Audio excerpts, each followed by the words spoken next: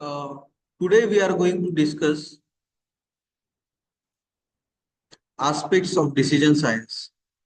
So key tools used in decision science is decision analysis, okay, which helps to structure decision making problems and evaluate the potential outcomes of the different courses of action.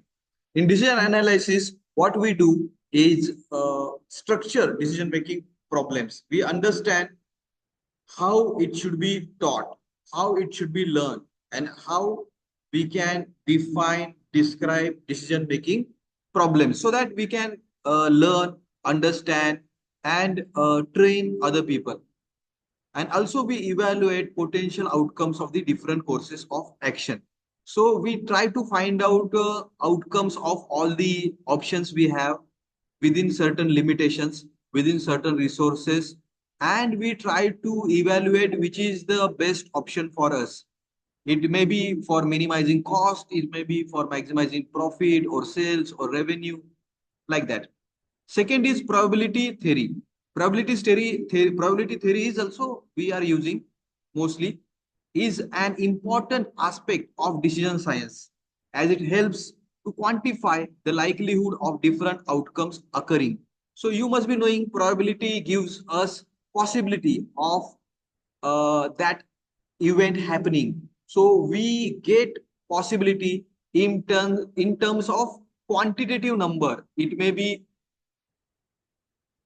70%, 90%, 95%, 99%. So we define probability from 0 to 1.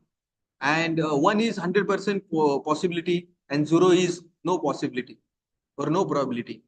So accordingly, if we use formulas from probability, we can understand quantitative terms. What is the result? What is the outcome?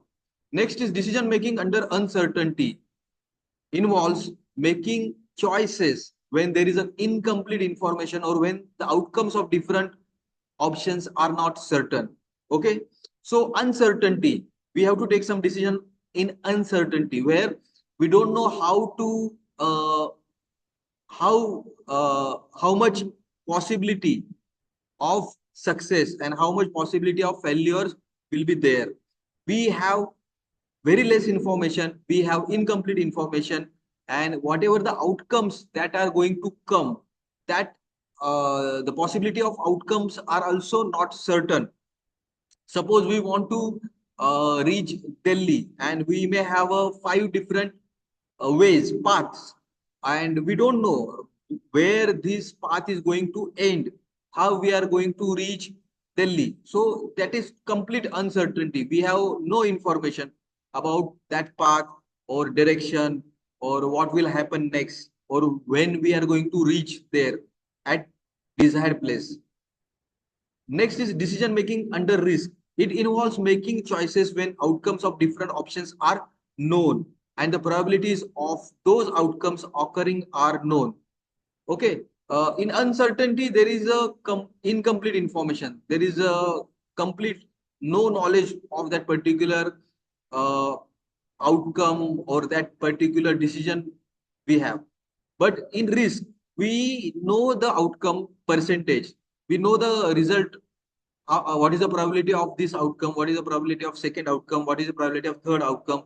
We know, we have some knowledge about the outcomes. We have some probability, possibility regarding the outcomes. We know that some kind of output we are going to get. And for that probability and possibilities also we are knowing. Only the thing is we take less risk related decision. We take more profit oriented decision.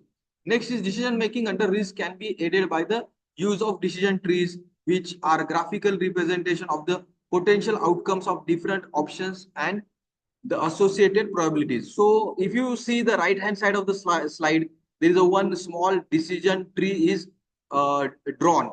Okay, so you can see that kind of graphical representation of outcomes, if you draw, it is called decision tree. Decision making under risk can be aided by the use of decision tree, right? Next is game theory. Game theory is another important aspect of the decision science as it involves the study of how individuals and organizations make strategic decisions in situation where their actions may affect the actions of others. Okay, if we take one particular action, if it is impacting other action, then all these type of problems will come under game theory. You might have studied game theory in your graduation or throughout your educational journey. So you might be knowing about the game theory. Game theory is another important aspect. It involves study of how individual and organization make strategic decision in situation where the action may affect the other action of others. Okay. Okay. So if we take one particular decision, what will be the consequences? If we increase the price, if we increase the price of the product of our in our portfolio, then what is the reaction of competitors? What is the reaction of customers? How it is going to impact the sales profit?